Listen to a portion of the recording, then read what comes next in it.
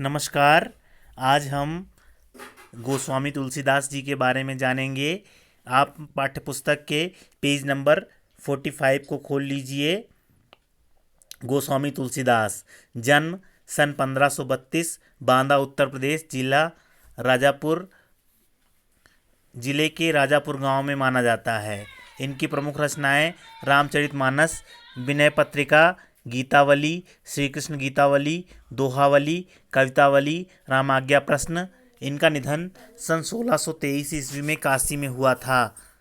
हृदय सिंधु मत सीप समाना, स्वाति सारद कहाँ ही सुजाना। जो बरसे बरबारी विचारू, होहि कवित मुक्तामन चारू। कीरति भनति भूति बल सोई, सुरसर सम सब कर हित होई। अर्थात कविता ऐसी होनी चाहिए जो सुरसर के समान अर्थात गंगा के समान सबका हित करे।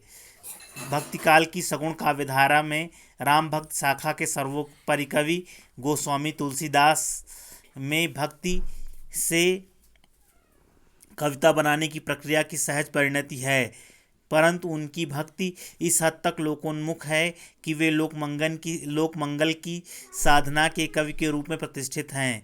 यह बात न सिर्फ उनकी काव्य संवेदना की दृष्टि से वरन काव्य भाषा के घटकों की दृष्टि से भी सत्य है।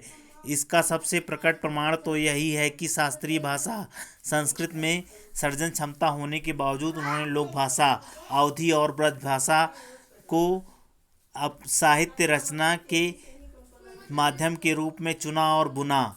जिस प्रकार उनमें भक्त और रचनाकार का द्वंद्व है, उसी प्रकार शास्त्र और लोक का द्वंद्व है, जिसमें संवेदना की दृष्टि से लोक की ओर वे झुके हैं तो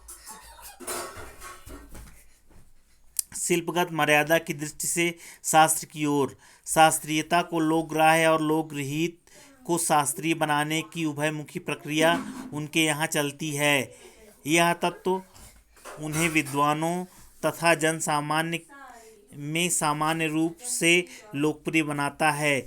उनकी यह अनन्य विशेषता है कि वे दार्शनिक और लौकिक स्तर के नाना द्वंद्वों के चित्रण और उनके समन्वय के कवि हैं। द्वंद्व चित्रण जहाँ सभी विचार भावधारा के लोगों को तुलसी काव्य में अपनी अपनी उपस्थिति का संतोष देता है, वहीं समन्वय उनकी ऊपरी विभिन्नता में निहित एक मानवीय सूत्र को उपलब्ध करा के संसार में एकता और शांति का मार्ग प्रशस्त करता है।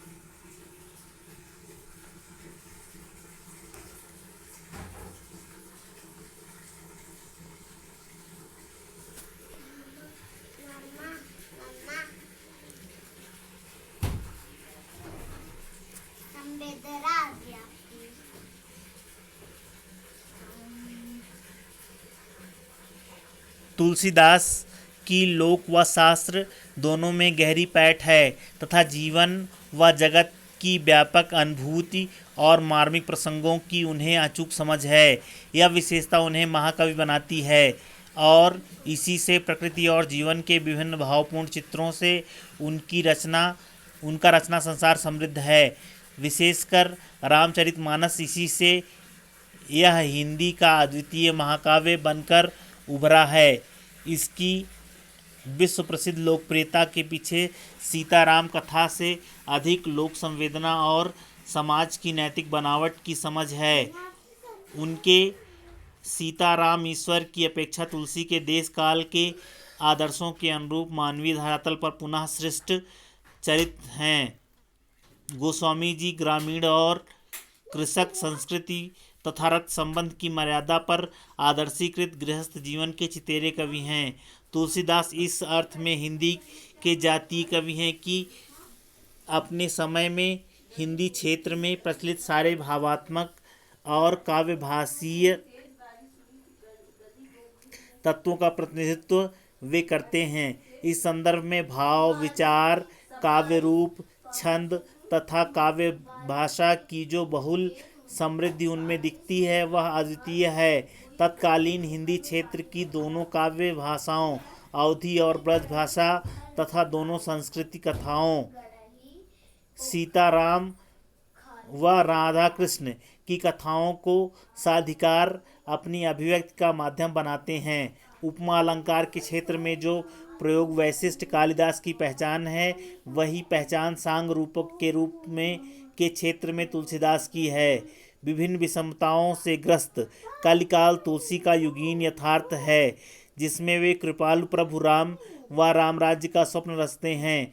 युग और उनमें अपने जीवन का न सिर्फ उन्हें गहरा बोध है, बल्कि उनकी अभिव्यक्ति में भी वे अपने समकालीन कवियों से आगे हैं। यहाँ पाठ में प्रस्तुत कवितावली के 2 कवित्त और 1 सवैया इसके प्रमाण स्वरूप हैं।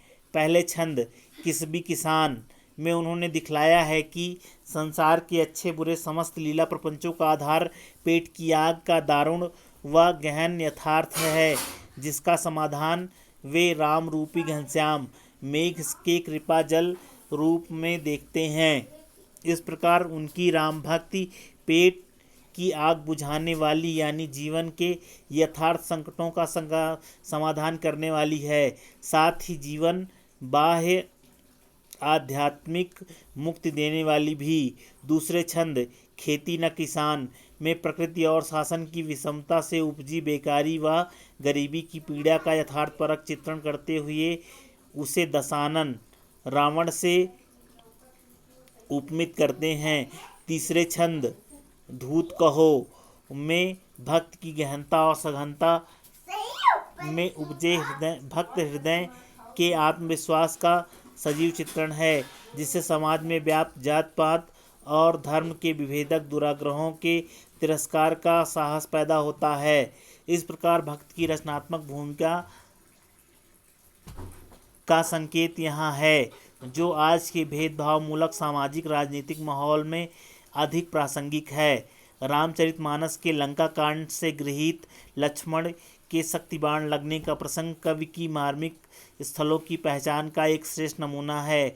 भाई के शोक में विलगित राम का विलाप धीरे धीरे प्रलाप में बदल जाता है, जिससे लक्ष्मण के प्रति राम के अंतर में छिपे प्रेम के कई कोण सहसा अनावृत हो जाते हैं। यह प्रसंग ईश्वरी राम का पूरी तरह से मानवीकरण कर देता है, जिससे पाठक का काव्य मर्म से सीधे जुड़ाव हो जाता है और वह भक्त तुलसी के भीतर से कवि तुलसी के उभर आने और पूरे प्रसंग पर उसके छा जाने की अनुभूति करता है। इस घने शोक परिवेश में हनुमान का संजीवनी लेकर आ जाना कवि को करुण रस के बीच वीर रस के उदय के रूप में दिखता है। यह उपमा अद्भुत है और काव्यगत करुण प्रसंग को जीवन के मंगल विकास की ओर ले जाती है।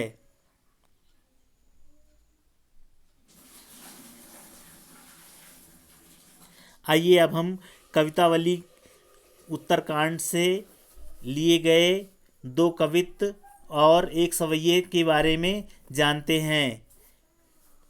किसबी किसान कुल बानिक भिखारी भाट चाकर चपल नट चोर चार चेटकी पेट को पढ़त गुण गढ़त चढ़त गिरी आटत गहन गन आहन अखेट की ऊंचे नीचे करम धर्म अधर्म करी पेट ही को पचत बेचत बेटा बेटे की तुलसी बुझाई एक राम घन श्याम ही ते आग बढ़ वागी ते बड़ी है आगी पेट की।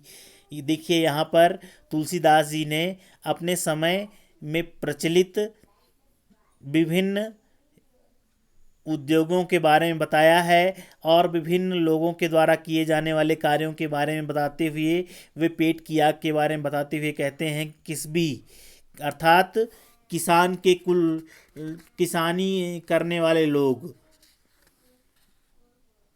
धंधा करने वाले लोग, किसान का काम करने वाले लोग, बनिए का काम करने वाले लोग, भिखारी, भाट भाट अर्थात जो लोग राजा के दरबार में घूम घूम कर गाना गाते हैं उन्हें भाट कहते हैं।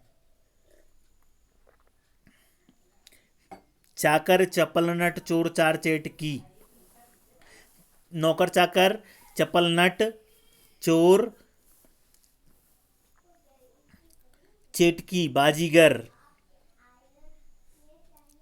पेट को पढ़त गुण गढ़त चढ़त गिरी, और पेट के लिए ही वो पढ़ते हैं, गुण गढ़ते हैं अर्थात तो सीखते हैं, चढ़त गिरी ऊंचे पहाड़ों पर चढ़ जाते हैं, अटत गहन गन गहन वन में घुसकर वो आहन अखेट की अर्थात शिकार खेलते हैं।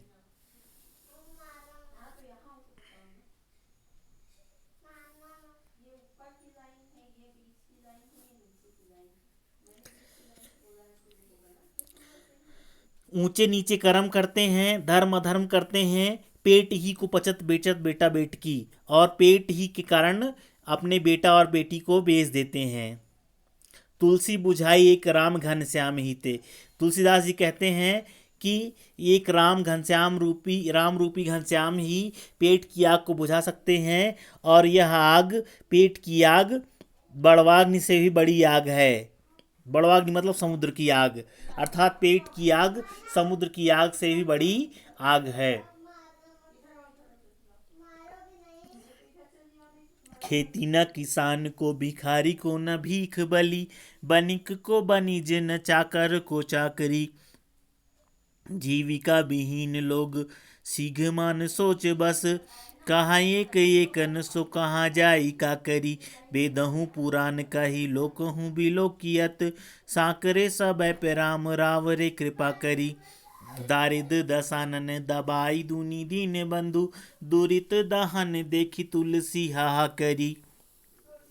यहाँ पर कवि तुलसीदास जी बताते हैं कि दुर्भिक्ष इतना पड़ चुका है, इतनी भूखमरी आ चुकी है कि खेती किसान को खेती नहीं है, भिखारी को भीख नहीं मिल रही है, और बनिक को बनिज नहीं मिल रही है, अर्थात बनिक को भी कोई काम धंधा नहीं है, न चाकर को चाकरी, नौकर को भी कहीं नौकरी नहीं मिल रही है, जीविका विहीन लोग सीध्यमान सोच बस, और जीविका विहीन लोग अपने आप में सोचते हैं कि कहें एक दूसरे से कह रहे हैं कि ये भाई इस दुर्भिक्ष में, इस अकाल की स्थिति में कहाँ जाएं और क्या करें।